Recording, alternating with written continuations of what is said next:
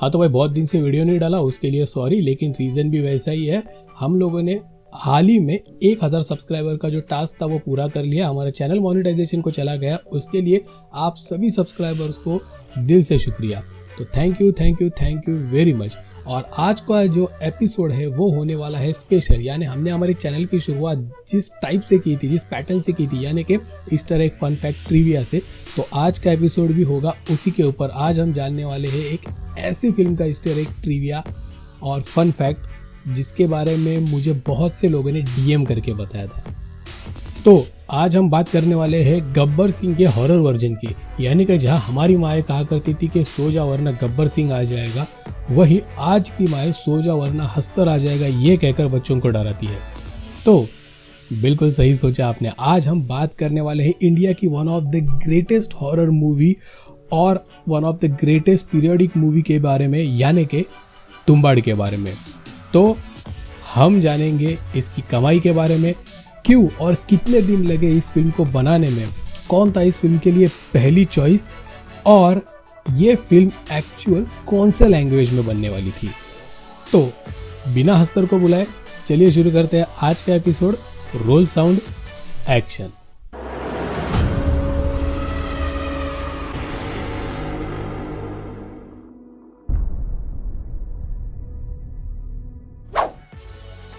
तो 1993 में अपने दोस्त से नारायण धारप जी की हॉरर कहानी सुनने के बाद इस फिल्म के डायरेक्टर राइटर राही बर्वे जी को इस फिल्म का आइडिया आया था। तो फिल्म के बारे में तो बात करेंगे, लेकिन आपको ये बात बता दूं कि जितनी तुम्बाड़ मूवी आपको हॉरर या मिथिकल हॉरर लगती है, उससे कई ज़्यादा गुना नारायण धारप जी की नॉवेल्स हॉरर होती थी। तो अगर आपको ऐसी नॉवेल्स पसंद है तो आप एक बार तो नारायण धारप जी की नॉवेल ज़रूर पढ़ें। आप उन्हें इंडिया के स्टीफन किंग भी कह सकते हो। तो सोचिए कितनी हॉरर होगी। तो अब बात करते हैं फिल्म के बारे में।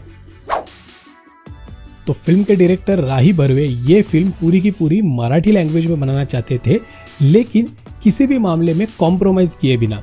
इसीलिए उन्होंने पुख्ता समय भी लिया था। और समय लिया इसकी बात अगर करें तो ये फिल्म की सोच जब उनके जहन में आई थी, उसके बाद 20 सालों के बाद यानी 2012 में ये फिल्म ऑन फ्लोर आई थी। वो भी बजट और टाइम के इशू के चलते ये फिल्म मराठी के बजाय हिंदी में बनाई गई थी। लेकिन इस फिल्म का पूरा ड्राफ्ट, स्टोरी बोर्ड और बहुत से डायलॉग मराठी में ही लिखे हुए थे। राही बर्वे जी ने शूट के थोड़े से पहले दिन ही केवल इसके डायलॉग्स को हिंदी में कन्वर्ट किया था। उनका मानना आज भी है कि अगर ये फिल्म मराठी में बनती तो इसका इम्पैक्ट और भी उभर के आता। वैसे तो ये पूरी की पूरी फिल्म बनी है 5 करोड़ के बजट में, लेकिन आपको एक बात बता दें कि ये फिल्म को ऑन द फ्लोर लाने का समय था 2008 का, जहाँ पे विनायक के यानी लीड के रोल में फाइनलाइज हुए थे नवाजुद्दीन सिद्दीकी और इस फिल्म के प्रोड्यूसर थे अनुराग कश्यप। लेकिन किसी कारणवश प्रोड्यूसर ने फिल्म से बैकआउट कर लिया और ये फिल्म बंद हो गई। इसके बाद ये फिल्म से और 7 प्रोड्यूसर ने बैकआउट कर लिया था और 3 बार ये फिल्म फ्लोर पे जाने के बाद बंद हो गई थी। लेकिन कभी भी और कहीं भी राही बर्वे जी ने कॉम्प्रोमाइज नहीं किया इस फिल्म को बनाने के लिए।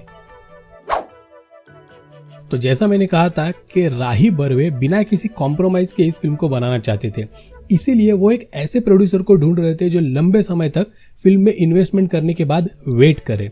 और ऐसे वक्त में सामने आए सोहम शाह, जिन्होंने ना सिर्फ इस फिल्म को प्रोड्यूस किया बल्कि इस फिल्म में लीड रोल भी किया। और हमारे सामने पेश हुआ राही बर्वे जी के विजन में बसा हुआ विनायक राव, जिसे इंडियन सिनेमा का one of the iconic character भी माना जाता है। तो क्यों लंबे समय तक इन्वेस्ट करने वाले प्रोड्यूसर की चाह में थे राही बर्वे? इसका रीजन था बारिश।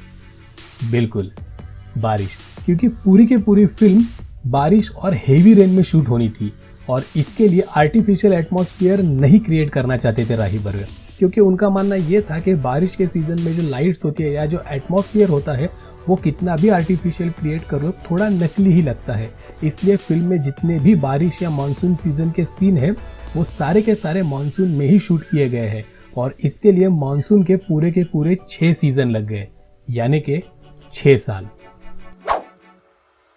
तो राही बर्वे जी का वीएफएक्स या आर्ट डिजाइन के टीम के बारे में या उसके यूज करने के बारे में कोई भी नेगेटिव व्यू नहीं था।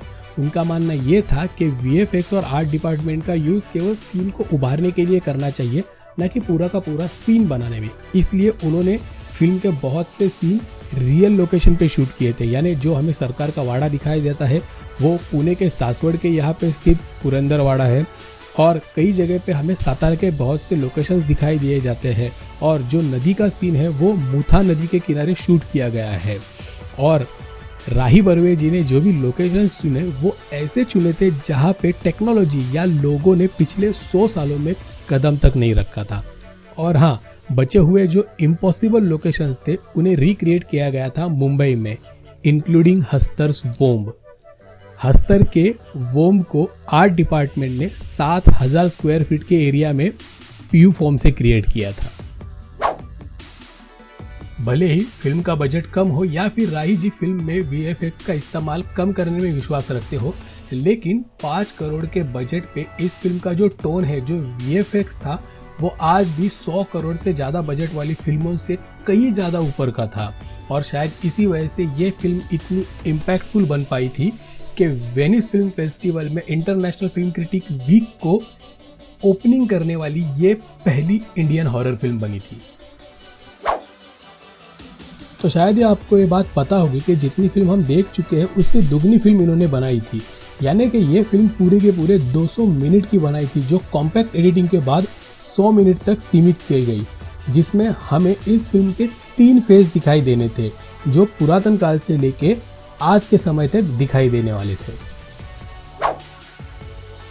तो इस फिल्म में डायरेक्टर राही बर्वे ने कितनी मेहनत ली है वो तो हमें पता ही चल गया है, लेकिन आपको एक बात बता दूं कि इस फिल्म के जो प्रोड्यूसर है यानी लीड एक्टर सोहम शाह, इन्होंने भी इस रोल के लिए 18 किलो का वजन गेन किया था और उन्होंने अगले 6 सालों तक इस लुक को बरकरार रखा था। इस वक्त तक उन्होंने ना किसी और प्रोजेक्ट में काम किया और ना ही एक्सेप्ट किए गए किसी प्रोजेक्ट को कंप्लीट किया।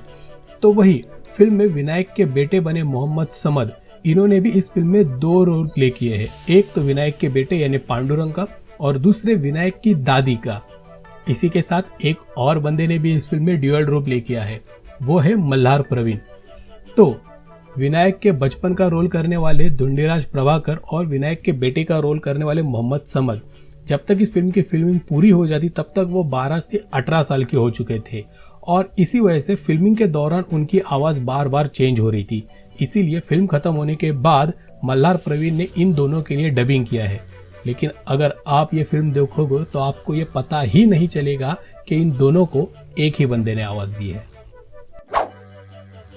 तो भले ही ये स्टोरी नारायण धारप जी के हॉरर स्टोरीज से इंस्पायर्ड होकर लिखी गई थी, लेकिन इसमें इस्तेमाल किया गया हस्तर, ये कैरेक्टर उनकी हॉरर बुक अनोखी दिशा के 3rd पार्ट से आजी नामक चैप्टर से लिया गया है।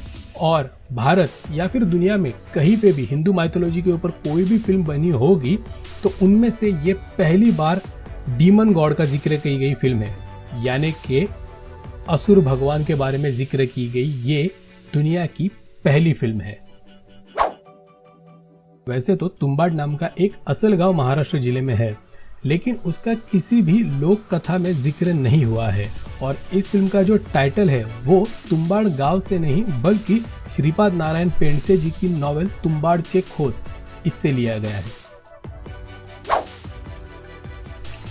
भले ही ये फिल्म हिंदी में बनाई गई थी, लेकिन ये फिल्म जब टीवी पे टेलीकास्ट हो गई तो अन्य भाषाओं के साथ ये फिल्म इसकी असली लैंग्वेज यानी मराठी में भी डब की गई थी और आज भी एक्चुअल वर्जन से मराठी वर्जन राही बर्वे जी का सबसे फेवरेट है।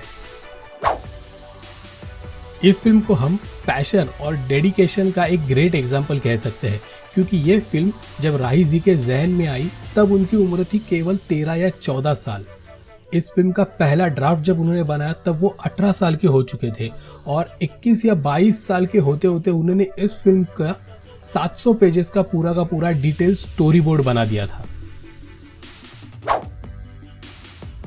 इस फिल्म को लेके सोहम शाह और राही बर्वे जी में काफ़ी चर्चा होती थी। कई बार तो उन्होंने शूट किए गए कई पार्ट्स को नापसंद करते हुए उसे रीशूट किया और ये सारा का सारा शूट मानसून में चलने वाला था, इसलिए इसमें काफ़ी समय भी लगने वाला था, ये दोनों को पता था। लेकिन राही जी के बाद अब सोहम जी को भी इस फिल्म पे पूरा भरोसा था और वो किसी भी हाल में इस फिल्म में कोई भी कॉम्प्रोमाइज़ करना नहीं चाहते थे। और इसका नतीजा क्या निकला ये तो हम देख ही सकते हैं। लेकिन एक बात बता दूं कि सोहम शाह इस फिल्म से इतने प्रभावित हो चुके थे कि जब 2018 में ये फिल्म रिलीज हुई उसके तुरंत बाद उन्होंने इस फिल्म के सेकेंड पार्ट की भी अनाउंसमेंट कर दी थी। अब हम सबको पता है कि जितनी रिस्पेक्ट, जितनी अर्निंग ये मूवी डिजर्व करती है एज अ ऑडियंस, हम उतनी अर्निंग शायद उन्हें दे नहीं पाए। लेकिन रियल मूवी लवर्स की वजह से ये फिल्म जो 5 करोड़ की लागत में बनी थी वो 14 करोड़ का बिजनेस करने में सफल रही और एक एवरेज मूवी साबित हुई। इसी के साथ क्रिटिकली अक्लेम इस मूवी ने कई इंटरनेशनल अवार्ड भी जीते और उसी के साथ 64 फिल्म फेयर अवार्ड में 8 नॉमिनेशन पाने वाली इस फिल्म को 3 अवार्ड भी मिले और इसने अवार्ड के रेंज में भी अपना डंका बजवाया। जहां पे साउंड डिजाइन के लिए जैस्पर कैड को अवार्ड तो मिला, लेकिन चर्चा रही अजय अतुल के बनाए हुए टाइटल ट्रैक म्यूजिक की। तो भारत की सबसे ग्रेट हॉरर मूवी की चर्चा करते हैं यहीं पे खत्म। और हाँ, अगर आपको ये वीडियो अच्छी लगी होगी तो फटाफट इसको लाइक और शेयर करो।